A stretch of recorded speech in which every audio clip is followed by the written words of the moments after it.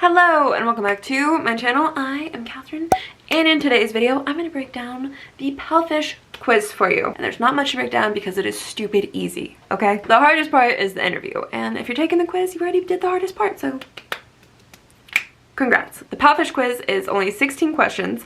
It is ridiculously easy. If you get a question wrong, it immediately tells you that was wrong. This is the right answer.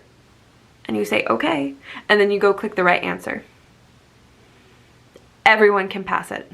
Just some tips, just so you can get some right on the first try.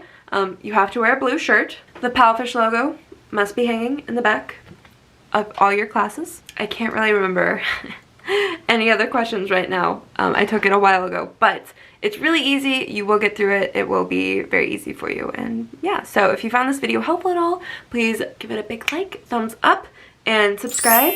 It means the world to me. And if it's not too late, please add my referral code.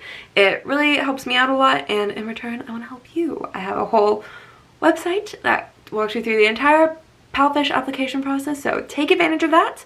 And thank you for using my code, and thank you for being here, and have a lovely day. Okay, bye bye.